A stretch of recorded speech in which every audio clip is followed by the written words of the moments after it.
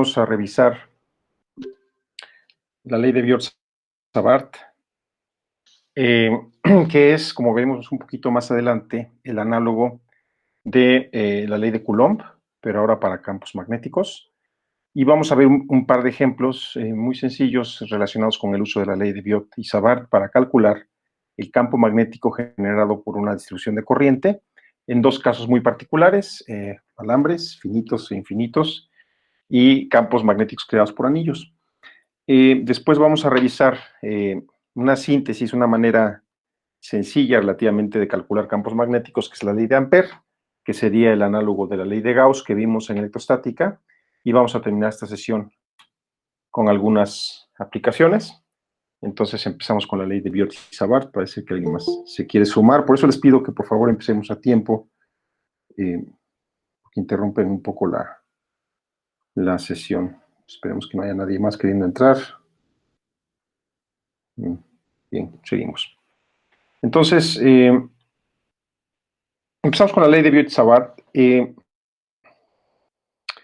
las clases anteriores hemos evaluado el efecto que hay sobre una carga que se mueve con velocidad v, dado un campo magnético presente B, ¿verdad? Eso lo vimos en clases pasadas, un pequeño recordatorio. Si además hay un campo eléctrico presente, la fuerza que experimenta una partícula está dada por el producto vectorial cruz entre la velocidad de la partícula y el campo magnético, y también el efecto del campo eléctrico normal. Esto lo hemos visto ya, ¿verdad? Vimos que el campo magnético tiene unidades de Newton segundo sobre Coulomb por metro, y que esa unidad en el sistema internacional se le conoce como Tesla. Pues bien, en ningún lugar hemos hablado hasta este punto de cómo se genera el campo magnético B. El campo magnético B se da y entonces se calculan las fuerzas sobre cargas. En esta clase vamos a revisar cómo se puede calcular el campo magnético B si ustedes tienen una distribución de cargas en movimiento a través de un alambre. En el material suplementario que les compartí hay un par de videos de cómo el origen del campo magnético B, dada una distribución de cargas en movimiento, se debe a efectos relativistas, y los invito a que lo revisen, es un tema fascinante. El origen profundo del campo magnético B tiene que ver con la relatividad especial, pero no vamos a ir hacia allá. Hay bastante material en la red, les invito a que lo vean. Lo que vamos a ver ahorita es que si ustedes tienen un experimento del siguiente tipo, una fuente de voltaje que tiene una corriente dada, que en este caso circularía en este sentido, y ustedes ponen algunas brújulas por aquí, entonces verán que la presencia de esta corriente a través del alambre induce o genera un campo magnético que se puede manifestar por el movimiento de las brújulas. Y lo que es muy importante es calcular cómo podemos calcular este campo B dado una distribución de corrientes. Eso es lo que vamos a aprender en esta clase. Entonces, consideren ustedes un alambre con corriente I en esta dirección, que tiene una geometría arbitraria, y nos preguntamos por el campo magnético que experimentaría una partícula que se moviera a velocidad v en este punto, y este punto está descrito por un vector R. Entonces R es el vector posición respecto a este diferencial de longitud del campo de corriente, y evidentemente si quisiéramos calcular el campo total tendríamos que sumar las contribuciones de cada uno de los diferenciales de L a lo largo de este alambrito, ¿verdad? Y estamos ya, gracias a este diagrama, capacitados para ver lo que indica la ley de Biot y Savart, que fueron los científicos franceses que infirieron esto. La ley de Biot y Savart, chicos, es el equivalente en campos magnéticos a la ley de Coulomb, ¿verdad? Vamos a ver cómo se ve esta ley. Si ustedes quieren calcular el campo magnético B en una carga de prueba, que sabemos debe ser pequeña, de nuestra definición de campo magnético, en realidad es un límite, ¿verdad? Cuando la carga de prueba Q' es muy chiquita. El campo magnético B, vamos a ver su forma general. Depende como el inverso cuadrado de R, al igual que Coulomb, ¿verdad? Depende de la corriente que esté circulando, pero hasta ahí terminan las analogías, ¿verdad? Hay una dependencia cuadrática, pero no hay, obviamente en el campo magnético no existe un monopolo de carga como como el caso eléctrico. Entonces aquí nos aparece, vamos a dejar entrar. Daniel, les pido que entren a tiempo porque nos interrumpen. Necesito darles acceso, desgraciadamente, en este chat. Eh, entonces, aparece una nueva constante, vamos a llamarle la permeabilidad del vacío. En el caso de Coulomb, se llamaba permitividad, ¿recuerdan eso? Era la famosa E0 que aparecía por todos lados y que más adelante entendimos era una propiedad también de materiales. La del vacío se llama E0. En el caso eléctrico, la permitividad está relacionada con el vector de polarización P, ¿verdad? La reacción de los materiales a la presencia de un campo eléctrico, mientras que en este caso la permeabilidad, nos estamos adelantando, en el vacío tiene este valor cuando no hay nada, y veremos cuando revisemos el tema de materiales eh, magnéticos, diamagnéticos, etcétera, que también esta constante cambia. Pero no nos adelantemos, estamos explorando la forma matemática de la ley de Biot-Savart. Entonces, dada una corriente diferencial DI, mi puntero, DI, eh, la fuerza magnética tiene una manera muy extraña. Es un producto cruz entre el vector DI, diferencial de corriente, que en este caso va hacia acá, cruz el vector R. Entonces, algo que podemos ver aquí es que el vector resultante magnético va a ser perpendicular al plano que contiene a la corriente y al vector radio o el vector posición. En este caso indicado por una cruz, recuerden nuestra convención de campos magnéticos, este es un campo magnético que va hacia adentro de la página. En el caso que el campo magnético fuera un puntito, como el punto rojo de mi apuntador, indicaría que el vector magnético viene hacia nosotros, ¿verdad? En este caso, si ustedes hacen el producto cruz de I cruz R, eso les da por la regla de la mano derecha un vector que se mete hacia la página, ¿verdad? Entonces aquí están sus constantes en el sistema internacional mu0, la permeabilidad del vacío tiene este valor, 4pi por 10 a la menos 7 teslas por metro sobre amper. Es una constante útil de recordar para cálculos subsecuentes. Entonces tenemos ya nuestra fórmula general para calcular la contribución de una diferencial de corriente en un punto que está descrito por el vector radio R.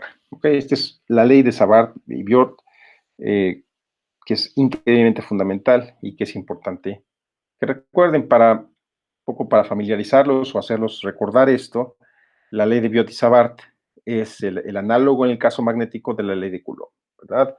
En este caso, en Coulomb encontramos que la permitividad del vacío era esta constante, y ahora tenemos una nueva constante que es la permeabilidad del vacío. Más adelante veremos al terminar este curso que en realidad estas dos constantes están relacionadas vía la velocidad de la luz, y esta relación íntima que hay entre campos eléctricos y magnéticos y la velocidad de la luz es lo que llevó a un joven de 24 años que se llama Albert Einstein a evaluar cómo se comporta la electrodinámica y la electrostática de cuerpos en movimiento. O sea, el artículo original de Einstein sobre relatividad no se llama relatividad especial, se llama sobre la electrodinámica de cuerpos en movimiento, cuerpos cargados en movimiento. Entonces, pongo esto como una guía mnemotécnica. Biot y Savart es el equivalente a Coulomb para el caso magnético, y como veremos en la ley de Ampère, hay un análogo a la ley de Gauss, que es la ley de Ampère, pero no nos adelantemos, eso viene un poquito más adelante. Entonces, regresemos a la ley de Biot y Savart. Para un diferencial de corriente en un pequeño alambre, la fuerza viene dada por esta expresión. Evidentemente, si quisiéramos calcular la contribución de todo el alambre para cualquier geometría, tendríamos que sumar, ¿verdad? Hacer la integral de esta diferencial de campo sobre todo el alambre, ¿verdad? Entonces, un cálculo que requiere esos conocimientos de cálculo de muchas variables. Evidentemente, hay que empezar por lo más sencillo, y entonces aquí está el primer ejemplo. Es el tipo de problemitas que les aparecerá en la tarea que les voy a enviar, pero en este momento el punto central es ilustrar cómo se usa la ley de Biot y Savart en casos sencillos. Entonces, tenemos este primer ejemplo de un segmento recto, finito. El segmento mide, este DL, mide 1 centímetro. El resto del alambre tiene un blindaje especial, ¿verdad? Que inhibe la contribución del campo magnético de las demás partes del alambre. Ese tipo de blindajes existen, se llaman metales Mu. Lo valoran alguna vez en aplicaciones tecnológicas, pero es un ejemplo un poco artificial, ¿verdad? Tenemos un pequeño segmentito de alambre desnudo, el resto está aislado por un aislante especial, y entonces queremos calcular la contribución de campo en el punto P, donde P está a una distancia X bastante alejada, X es 1 metro, este pequeño contribucioncita es 1 centímetro, ¿no? Y la pregunta es, ¿cuál es el campo magnético en P? Aquí no me alcanzó la letra, ¿no? La corriente I está indicada en este caso por esta dirección, para guiarnos en el producto cruz, ¿verdad? Y entonces el segmento de L mide 1 centímetro, el resto del alambre tiene un blindaje. Dado que X es mucho mayor que L, esta X es mucho mayor que esta pequeña contribucioncita, se puede suponer que el segmento de L es un segmento diferencial, ¿verdad? Y el ángulo teta, este ángulo teta que está aquí, en realidad está muy pegadito al eje X, el ángulo teta es prácticamente 90. Entonces, el producto cruz, que es R cruz dl, es el producto de las magnitudes por el seno del ángulo, ¿verdad? Ustedes saben esa fórmula, tendrá que convencerse de la dirección del campo magnético en el punto P. Aquí debía haber puesto una cruz, ¿verdad? Si ustedes hacen el producto interior entre esta corriente que va en esta dirección, cruz, este radio, les da un vector que va hacia dentro de la página. Aquí me disculpo, aquí había puesto una cruz. Y la magnitud, según la ley de Biot y Savart, es esta constante mu0 sobre 4pi entre r cuadrada, el producto de la corriente por la longitud y el seno del ángulo. Entonces, van a tener estas notas en portal de clases y se podrán convencer de esto que estoy diciendo. El campo magnético producido por este pequeño elementito de corriente es del orden de 2 por 10 a la menos 9 teslas y va hacia adentro de la página. Entonces les pido que terminando la clase se aseguren de esto. Veamos ahora un caso ligeramente más complejo. Tenemos ahora un alambrito y ahora el alambre ya no tiene aislante magnético, ¿verdad? Es un alambre que ya todo en cada una de sus pequeñas contribuciones diferenciales, contribuye con campo magnético. Y entonces, el primer punto es asegurarse que el campo magnético, en este caso, sí está bien representado, viene hacia ustedes, ¿verdad? Es un vector B que viene hacia ustedes en cualquiera de los casos, dando que la corriente va en esta dirección. Hagan su producto cruz con la mano derecha, se convencerán de que el campo magnético viene hacia ustedes. Esa es la primera parte de la solución de problemas de la ley de Biot-Savart. Tratar de dilucidar la dirección en la que se dirige el campo y después hacer las integrales respectivas, ¿verdad? Aquí está la parte de Biot y Savart. El seno de teta es la parte correspondiente al producto cruz, ¿verdad? Y aquí les pongo un poco de sustitución de variables entre R, la relación entre las coordenadas polares y las coordenadas cartesianas, y les resulta una integral de este tipo. Desafortunadamente no es una integral que se pueda hacer de manera directa, pero pueden consultar tablas de integrales o, de hecho, les sugiero fuertemente que desde esta etapa de la carrera elijan un programa, ya sea Python, sea R, sea MATLAB o la versión abierta de MATLAB, ahorita no recuerdo su nombre, para empezar a operar matemática simbólica o matemática, ¿no? Que es de Wolfram. O bien vayan y chequen tablas integrales y se convencerán que el campo generado por este anillito tiene el valor que está anotado en gris. Entonces, lo que nos dice esta expresión es que el campo B decae radialmente, ¿verdad? Conforme ustedes se alejan del alambrito, el campo cae como 1 entre R, El campo depende de la intensidad de la corriente que le estén dando y, bueno, de este par de constantes. Acá hay una cosa importantísima, la ley de la mano derecha, para que ustedes puedan determinar o dilucidar la dirección del campo magnético, está ilustrada en esta imagen. Si ustedes ponen con su pulgar apuntando la dirección en la que, con la mano derecha obviamente, es importante con la mano derecha, apuntando en la dirección de la corriente, las líneas de campo magnético van a seguir la dirección de sus dedos, ¿sí? Esta ley de la mano derecha es súper importante, les pido incluso que la practiquen, porque en problemas subsecuentes relacionados con bobinas o relacionados con la ley de Lenz, particularmente la ley de Lenz o la ley de Faraday, va a ser muy importante que tengan esta ley bien definida. Fue una arbitrariedad definir la mano derecha, pudo haber sido izquierda, históricamente se eligió la mano derecha y es lo que se usa como convención. Entonces, grábense este diagramita, por favor, va a ser muy importante en el futuro para otros problemas. Bueno, ya usamos la ley de Biot y Savart para calcular la corriente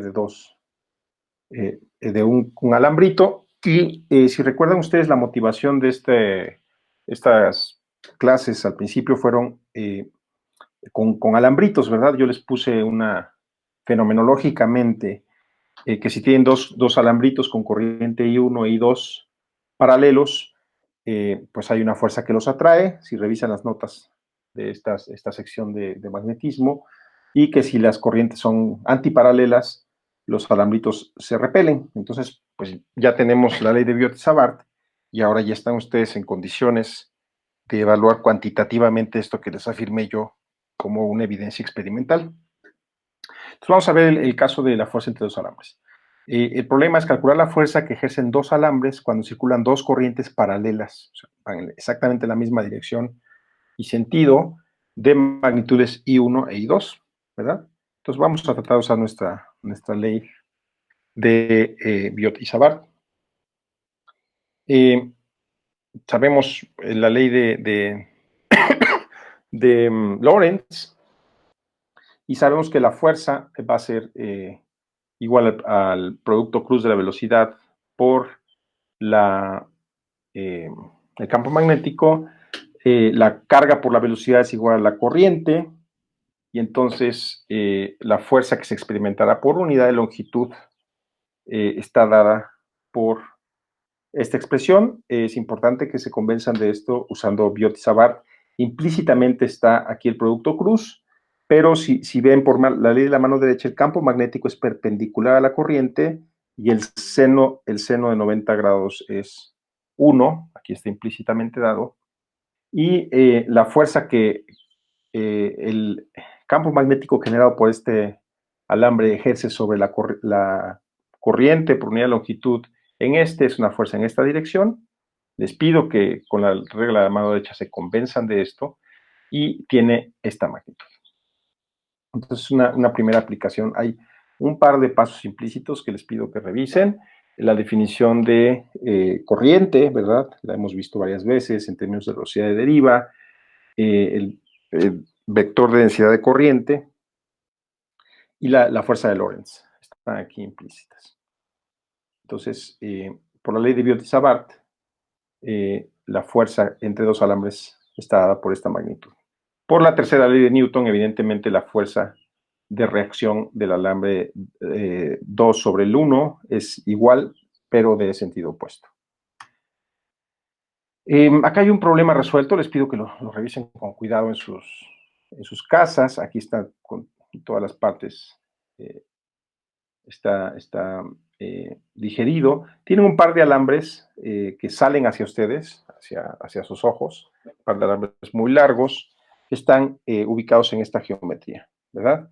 Entonces, la idea es calcular la fuerza por unidad de longitud entre estos dos alambres, cuando se sabe que estos alambres llevan una corriente de 5 miliamperes. Entonces, el primer punto es calcular la distancia entre ellos, ¿verdad? Esa es una magnitud que aparece en la fuerza por unidad de longitud, es un primer valor. Y usando la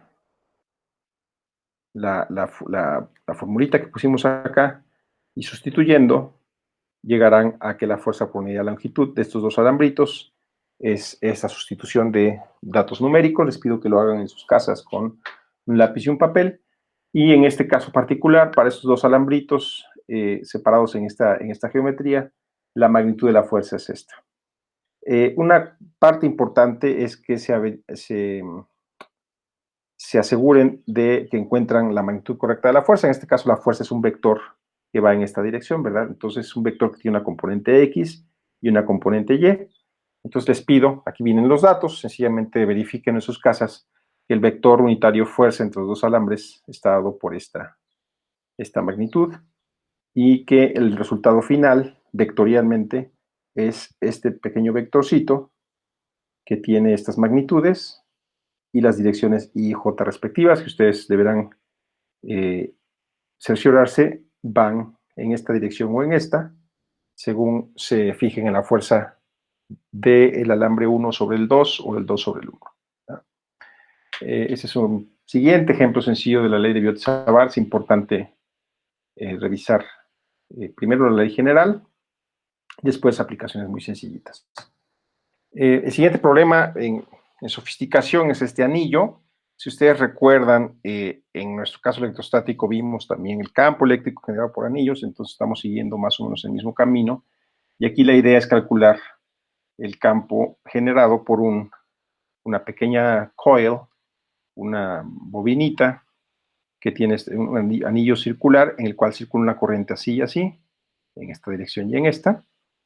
Y entonces nos fijamos en una diferencial de longitud y nos damos cuenta de una cosa curiosa, al igual que en el caso electrostático, por simetría, ¿verdad? Vamos a tener contribuciones, el campo magnético en este punto de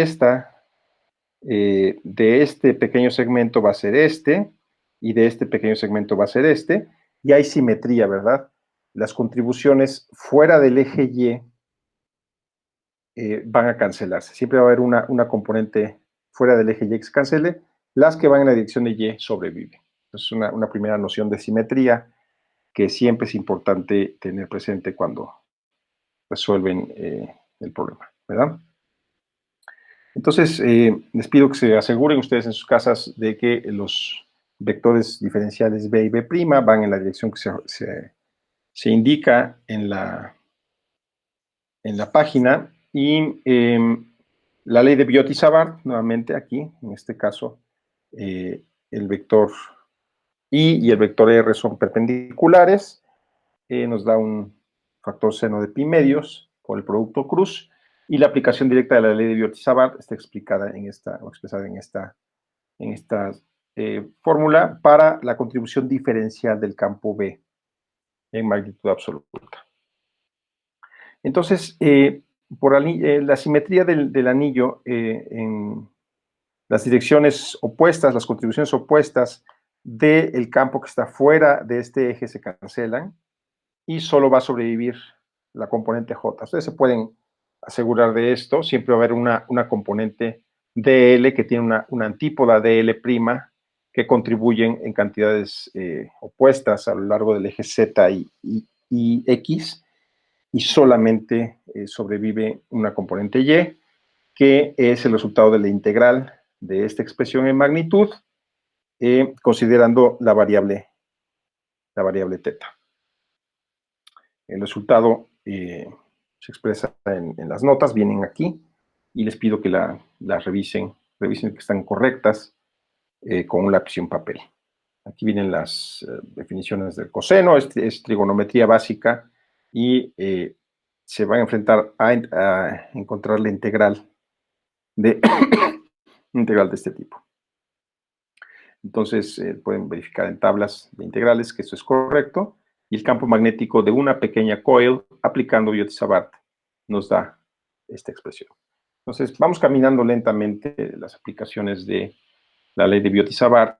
Hay decenas de ejemplos más, y en principio es una ley que les permitirá calcular distribuciones de campo magnético para densidades de corriente J arbitrarias, usando las herramientas de cálculo vectorial. Lo importante es que tengan el concepto intuitivo claro, ¿verdad? Empezamos ahora a revisar la siguiente ley, que es una ley de simetría o de simplicidad, y es equivalente a la ley de Gauss, pero para el caso magnético. Ustedes recordarán que la ley de Gauss nos permitió ahorrar un montón de cálculos usando principios de simetría. Entonces vamos a revisar cosas relevantes. En primer lugar, la cosa más importante que les quiero enfatizar es que, a diferencia de los campos eléctricos, los campos magnéticos no son conservativos, ¿verdad? Vamos a recordar brevemente la definición de un campo conservativo. Campo conservativo tiene una propiedad mágica, ¿verdad? Si ustedes parten de un punto C, uno cualquiera, y hacen una trayectoria alrededor de ese punto C, y hacen la integral del campo eléctrico punto dl, y la integral de línea del campo en cuestión, en general campo arbitrario, punto el diferencial de trayectoria, y regresan al mismo punto, un campo conservativo tiene un valor que solo depende de la posición, ¿verdad? Y a diferencia de los campos eléctricos, que la integral de cerrada siempre da cero, los campos magnéticos no obedecen esta propiedad. Entonces, es una primera cosa muy importante que tienen que grabar en sus mentes. Aquí viene una cosa un poco más sutil, les pido que lo mediten en sus casas, pero vamos a considerar integrales de línea de el campo magnético B. Vamos a ver el problema. Tenemos un alambrito que lleva una corriente I que apunta hacia nosotros, ¿verdad? Y vamos a considerar el problema matemático siguiente. Calculemos la integral B.dl. El campo magnético B tiene un valor dado R, dado un radio R, tiene un valor magnético de campo magnético B, que acabamos de calcular hace unos minutos usando la ley de Biot-Savart. Y lo que queremos ahora es calcular, dada una trayectoria, vamos a llamarle trayectoria de Ampère, o así como había superficies de Gauss, ahora son trayectorias cerradas de Ampère. En este caso, esta trayectoria encierra al alambrito I, ¿verdad? El radio siempre parte del centro hacia un punto tangencial y tiene una circulación bien definida, ¿verdad? Dθ tiene una circulación bien definida, en este caso en el sentido contrario a las manecillas del reloj. Bien, pensemos ahora en una integral de línea parecida, pero en una trayectoria ámbar, que no encierra la corriente, es una trayectoria que va de esta forma. Y hay una diferencia topológica importante, chicos, y es importante que la vean. En este caso, la integral de dθ, si viéramos como variable el ángulo θ, y dθ fuera un vector, tenemos una trayectoria con una elipticidad o una helicidad, perdón, bien definida, siempre es en el sentido de las manecillas del reloj, y dado que el observador o el punto de referencia de la integral está aquí, hay una helicidad bien definida. En este caso, si la trayectoria no le encierra el punto, y esto es un poco de topología, se darán cuenta que la helicidad no está bien definida. En este caso, la helicidad está definida por dθ, que es el cociente del segmento de L entre R. Y en este caso ustedes tienen, por ejemplo, esta contribución que tiene cierta helicidad y después, en este caso R puede apuntar en direcciones distintas. En este caso L, por ejemplo, puede ser negativo siempre y en cambio DL tiene sentidos opuestos. Y la integral de línea son argumentos geométricos. La integral de línea de dθ en este caso va a tener antípodas con valores opuestos que pueden cancelarse y de hecho se cancelan. Entonces es un argumento un poco hand-waving de propiedades se llaman conjuntos conexos, convexos, pero espero que intuitivamente la idea esté más o menos clara, de que la integral de línea de este segmento que encierra al punto no es la misma que la integral de línea de un segmento que no encierra el punto, ¿verdad? Pueden imaginarse aquí el caso extremo de un circulito, y entonces dθ es una integral que va a considerar cambios de helicidad. Entonces, ¿por qué es importante esto? La integral de b.dl, en este caso es b, la componente radial punto dθ, pueden convencerse de esto. Para círculos que tienen el radio R, calculamos hace unos minutos que el campo magnético tiene esta magnitud, Por lo tanto, las integrales de B.dl van a tener esta forma. El campo magnético para un radio R arbitrario, ¿verdad? No estamos hablando de un solo R. Por ejemplo, aquí este de dl.r captura un campo magnético B que depende solo de esta R, pero para otro R, en este caso dl', por ejemplo, este R' es este, ¿verdad? ¿Cuál es la parte mágica o interesante de esto? Para el caso cerrado, dado que el campo viene como tiene una dependencia 1 entre R, que está aquí, al hacer la integral y multiplicarlo por dl, si dl es r de teta, el r se nos cancela, ¿verdad? Es una propiedad matemática interesante de estas integrales cerradas, y esto es para ambos casos, ¿sí? No, aquí no depende de nada la helicidad. Y entonces nuestra integral de línea, para este caso particular de un alambre, va a ser esta constante mu0, que es la permeabilidad de vacío por la corriente entre 2pi, por la integral de línea de d teta. Este es un resultado general para ambas curvas. Ahora, el tema interesante es que d teta, en el caso cerrado, como lo discutimos en el slide anterior, tiene una helicidad definida y esto va a ser un valor finito, que es 2pi, ¿verdad? En cambio, para esta trayectoria que está fuera del centro del círculo, va a haber contribuciones con helicidad positiva y contribuciones con helicidad negativa, y estas trayectorias que no encierran al alambre nos van a dar una integral de d teta igual a 0. Y para concluir nuestro cálculo, para las trayectorias que encierran a este alambrito, el campo magnético, si regresamos a este cálculo, si la integral de d teta es 2pi, y es lo único que nos faltaba aquí, el campo magnético es igual a mu0 por i, porque nuestra contribución de d teta en la integral cancela este 2pi, ¿verdad? Entonces llegamos a este resultado general para cualquier trayectoria que encierra el alambre, y para trayectorias que no encierran al alambre y que son arbitrarias, tenemos este resultado. Y esto que estamos presentándoles aquí tiene un nombre, chicos, es un pequeño teorema que se llama la ley de Ampère. Este caso que acabamos de revisar es muy particular, es un alambre, la ley de Ampère es mucho más general, se las voy a transcribir aquí abajo, pero en general, si ustedes tienen un alambre o en general una densidad de corriente J, ¿verdad? Pues, la distribución de corriente puede ser no constante, puede ser una cosa muy compleja. Entonces, si ustedes hacen la integral de línea de B.dl sobre una trayectoria cerrada, esa integral es igual a la corriente que pasa por el área que encierra esta curva, ¿sí? Esta curva encierra un área A, que es esta.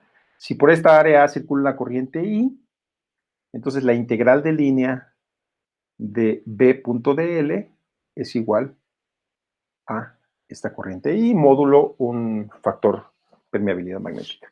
Y la generalización de la ley de Ampère es la siguiente. La integral de línea del campo magnético alrededor de una curva cerrada es igual a la integral de superficie de la densidad de corriente J que cruza el área encerrada por esa curva, ¿sí? Esta es la descripción general de la ley de Ampère, y vamos a ver ahorita una ilustración de estas cosas, de manera, ejemplos sencillos siempre, para que no se me mareen, de cómo se usa esto, ¿sí? Entonces, regresemos al caso anterior. Con la ley de Biot-Savart calculamos el campo magnético generado por un alambre. Veamos si lo podemos hacer ahora de manera más sencilla. Les repito que hay una analogía muy fuerte entre la ley de Gauss, que usábamos en clases anteriores, en las cuales el campo eléctrico por la integral de área del campo eléctrico era igual a la integral de volumen de la carga encerrada, ¿verdad? En este caso es la integral de línea del campo magnético es igual a la corriente que atraviesa el área encerrada por esa curva. Entonces, si aplicamos estas cosas, estas definiciones de arriba para un caso muy concreto, tenemos un alambrito ahí que circula una corriente que viene hacia nosotros, y nos fijamos a una distancia r, hay simetría, y bueno, la integral de br.dl, dado que son perpendiculares, es 0, y la única contribución del campo magnético es la contribución teta, en este caso es la única que tiene un valor finito. Entonces, es muy sencillo, ¿verdad? La integral de línea es el campo B teta, que es constante para cada R, multiplicado por la circunferencia. Y esto nos da el campo magnético de un alambre, ¿verdad? Dado que la ley de Ampère nos dice que la integral de línea del campo punto dl es mu 0 por i. Aplicamos esto, dividimos por 2πr y llegamos a la conclusión de que el campo magnético es mu 0 i entre 2pi por r, que si se regresan a algunas slides anteriores, es el campo que obtuvimos para un alambrito. Aquí. Ahora, esto lo obtuvimos usando una aplicación de leyes de productos Cruz y de una ley bastante más compleja. Y al igual que Gauss, el teorema de Ampère nos permite, la ley de Ampère nos permite calcular campos magnéticos en situaciones de simetría. Esto es importante enfatizar, igual que en Gauss, ¿verdad? Cuando había condiciones de simetría, podíamos usar el teorema de Gauss, la ley de Gauss y calcular campos eléctricos y densidades de carga en ciertos casos.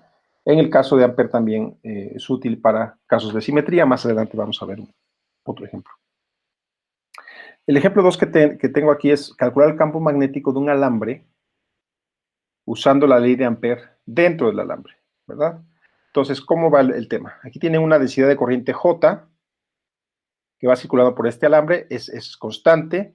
Entonces, evidentemente, la corriente que atraviesa, si recuerdan la definición de J, es J por A, ¿verdad? Lo que nos pregunta ahora el problema es, calculen el campo magnético adentro del alambre y afuera del alambre también, ¿verdad? Entonces, si ustedes recuerdan nuestros problemas de electrostática, este es análogo al problema de la esfera, en la cual nos pedían calcular el campo eléctrico adentro de la esfera y afuera de la esfera. Muy sencillo, apliquemos la ley de Ampère. En general, adentro o afuera, para cualquier trayectoria circular, la ley de Ampère nos dice que la integral de línea de B punto dl es igual a la corriente, ¿verdad? Por mu 0. En el caso de este alambre particular, la integral de línea de B punto dl por simetría es el campo magnético B por la longitud de la circunferencia, ¿sí? La densidad de corriente, que definimos como la corriente por unidad de área, es esta, ¿verdad? I0, que es la corriente total que circula por el alambre, sobre el área total del alambre. Es la densidad de corriente, ¿sí? Entonces, dada una sección eficaz de radio R, la corriente que pasa por esa sección eficaz es la densidad de corriente J, aquí, ¿verdad? I0 sobre pi por A cuadrada, multiplicada por el área de la sección de la cual nos estamos refiriendo, y eso nos dice que la corriente que circula por una sección eficaz R es igual a la corriente total módulo el cociente de los cuadrados de los radios y del radio del alambre, ¿sí? Es una formulita muy sencilla de convencerse. Entonces, usamos la ley de Ampère, tomamos esta integral de línea que está aquí, 2πr, y la igualamos a mu 0 por la corriente I que circula por el alambre, dado un radio R, y esa corriente I es esta. Entonces, para el interior del alambre, tenemos que el campo magnético tiene este valor. Para el exterior del alambre, afuera del alambre, ya teníamos el valor, ¿verdad? No cambia en nada, y sería mu 0 y 0 entre 2pi sobre r, ¿verdad? Aquí r cuadrada y r cuadrada, r y r cuadrada se cancelan, aquí nos queda un r, desgraciadamente, aquí está, sí, ese es el resultado. Entonces, adentro del alambre, el campo magnético viene dado por esta expresión, afuera del alambre ya sabíamos el resultado, ¿verdad? Y este es otro pequeño ejemplo de cómo usar la ley de Ampère. Y si ustedes tuvieran que graficar esto, el campo magnético adentro del alambre crece de manera lineal, se parece mucho, ¿verdad?, al caso de la esfera de Gauss, pues obviamente un problema con absolutamente otro significado físico, y después el campo magnético afuera del alambre decae como 1 entre R. Entonces, bueno, espero que estos pequeños ejemplos sencillos les estén ilustrando el uso de la ley de Ampère. Vamos a ver un caso ligeramente más complejo, que tienen aplicaciones tecnológicas por todos lados. Es una bobinita, ¿verdad?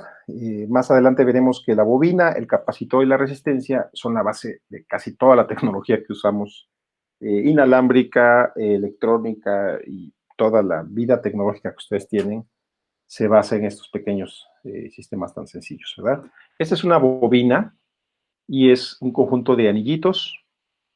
Nosotros ya calculamos el campo magnético para un pequeño anillo hace algunos minutos. En este caso, lo que se preguntan es qué pasa con una serie de anillos concéntricos que se enredan alrededor de un lápiz o lo que ustedes quieran. Aquí vemos una sección transversal. La corriente viene hacia ustedes en el lado izquierdo y se mete hacia la página en el lado derecho.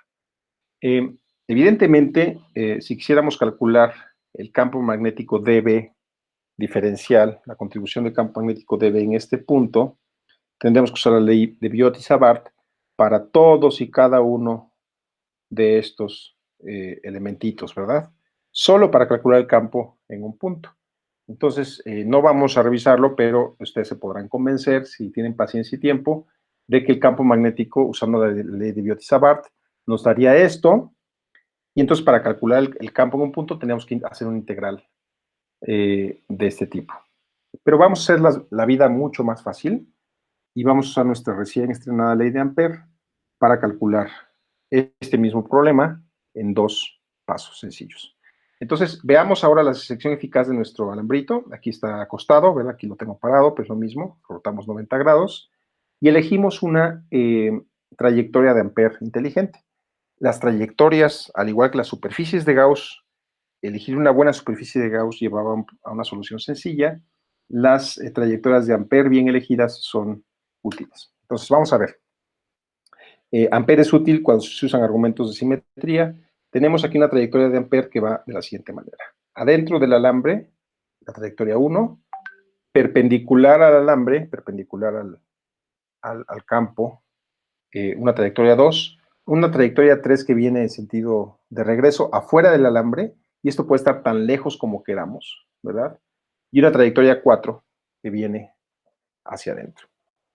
Entonces, por simetría del problema, las componentes perpendiculares del campo, el campo magnético es perpendicular a esas componentes, la integral de línea nos va a dar 0 para estas dos, y si elegimos la trayectoria de Ampère lo más lejos que queramos, tanto como queramos, la contribución de la integral de línea de este campito, punto DL, va a ser 0, de la trayectoria 3, y entonces nos quedamos con la contribución de la integral de línea del campo B, multiplicado por esta longitud, y todo eso debe ser igual a la corriente que atraviesa esta área, ¿verdad? Y está marcada por estas crucecitas. Entonces vamos a ver. Pues, por un lado está Biot-Savart, que es espantoso, ¿verdad? No digo que no se pueda hacer, pero es bastante cumbersome. Y por otro lado tenemos esta simplificación en la cual usamos argumentos de simetría. Y entonces, sencillamente, si este segmento mide L, ¿verdad? El campo magnético B, la integral de línea en todo este segmento es B por L, porque esta contribución es 0, esta contribución es 0, esta está muy lejos, por aquí, podemos de manera segura suponer que el campo es 0.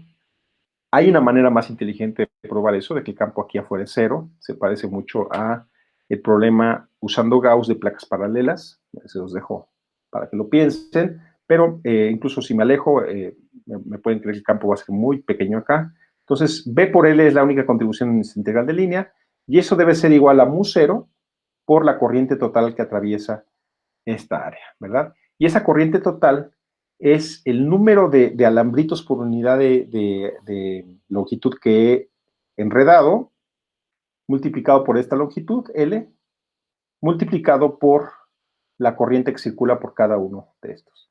Entonces, piensen en sus casas, la corriente que atraviesa esta superficie es n veces la corriente que lleva cada uno de los alambritos que cruzan y que están enredados en la bobina.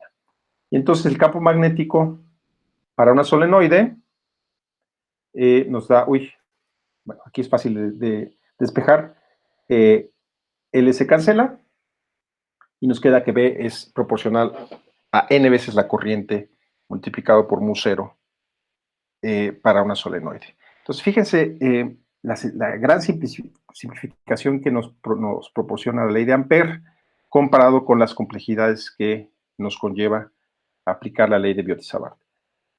Desafortunadamente, para problemas más complejos que no tienen simetrías claras, la ley de Biot-Savart es inevitable y tendrán que aplicarla, para lo cual típicamente es necesario usar problemas de matemática simbólica, porque son integrales que no son triviales. Un último problema sencillo de la aplicación de la ley de Ampère es esta solenoide, ¿verdad? Que se llama toroide, es un coil en forma de toro, aparece en muchos sistemas electrónicos de radiofrecuencia, en sus microondas, en los sistemas de Wi-Fi, por los cuales llega el Internet.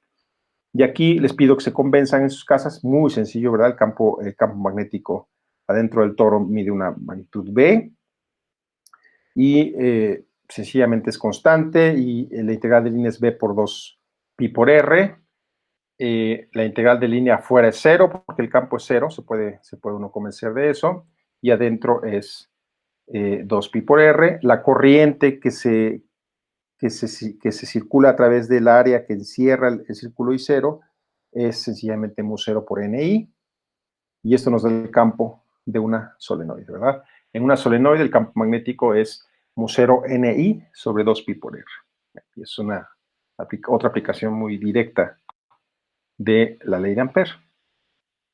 Y termino esta breve clase con la mención de algunas aplicaciones. Probablemente a esas alturas ustedes estén bastante aburridos con campos magnéticos y probablemente piensan que es la cosa más simple y poco atractiva que pueda aparecer en sus vidas, pero yo les puedo decir que, al contrario, la tecnología, la ciencia y los avances más interesantes que están haciendo en este momento en medicina o en partículas elementales dependen críticamente de la capacidad de calcular campos magnéticos. Entonces, los dejo aquí con un par de ejemplos. Existe un proceso que se llama resonancia magnética nuclear. Y ustedes verán en mecánica cuántica por qué estas técnicas son útiles. Existe un proceso que se llama precesión del Larmor en los núcleos de los átomos. Y si ustedes miden la absorción de radiofrecuencia por núcleos que sufren esta presión del Larmor, descubrirán una cosa que se llama frecuencias de Rabi, todo eso está delante de ustedes, pero eso nos permite generar imágenes. La medida en la que un sistema que está sometido a un campo magnético intenso absorbe o no radiación es una medida de la composición química o de los compuestos que rodean a los átomos y a los núcleos, y esa es la base de una técnica de imágenes médicas que se llama resonancia magnética nuclear. Ahora, resulta que esos aparatos son increíblemente caros. Lo único que tienen acá adentro es, bueno, tiene un montón de electrónica, pero tiene una gran bobina parecida a esta. Es una bobinota con un montón de vueltas que genera campos magnéticos muy, muy intensos, suficientemente intensos para inducir la precesión de Larmor en los núcleos de los átomos. Entonces, los campos magnéticos en medicina y en imágenes médicas son increíblemente socorridos, ¿verdad? Les quise presentar esta imagen. Este es la imagen de ITER, desde mi punto de vista, uno de los proyectos más relevantes científicos que está llevando a cabo la humanidad en este momento, que tiene como propósito realizar fusión nuclear, ¿verdad?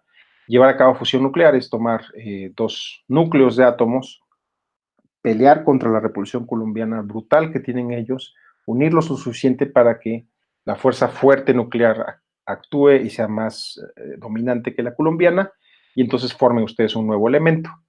Esto es lo que está haciendo el Sol en estos momentos, tomando átomos de isótopos de hidrógeno y mezclándolos para generar helio. Resulta que la comunidad internacional está desarrollando un proyecto, se está construyendo en estos momentos para construir un Sol en la Tierra, ¿verdad?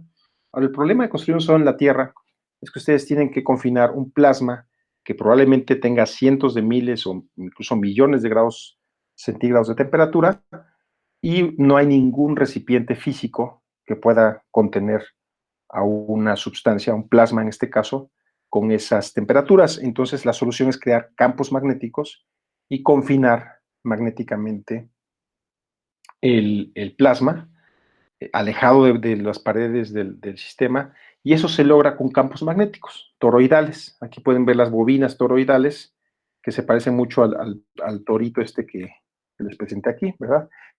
Este torito es una caricatura del tipo de campos magnéticos que la gente ahorita, los ingenieros, tienen que desarrollar para confinar un plasma. La escala de un ser humano es más o menos esta. ITER es un proyecto de varios miles de millones de euros que se está construyendo en Europa. Esta es una foto interna de lo que se llama el tokamak, que es el corazón del reactor de fusión, y el plasma flota en este toro a miles o cientos de miles de grados centígrados, lejos de las paredes, las cuales fundiría inmediatamente. Esto está a ultra alto vacío. Son proyectos tecnológicos muy avanzados que, de llevarse a cabo de manera exitosa, cambiarían completamente el panorama energético de nuestra especie. Los campos magnéticos en este caso son increíblemente útiles.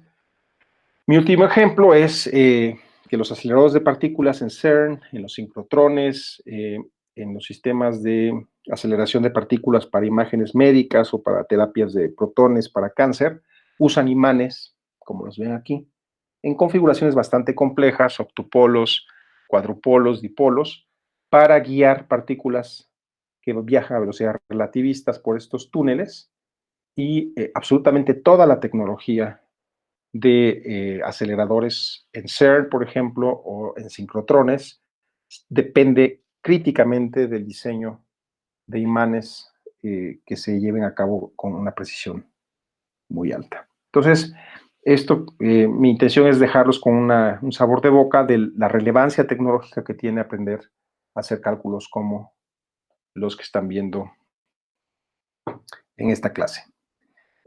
Procuraré irles añadiendo algunos videos, espero que les parezcan interesantes, espero que sean la base para que ustedes puedan encontrar otros.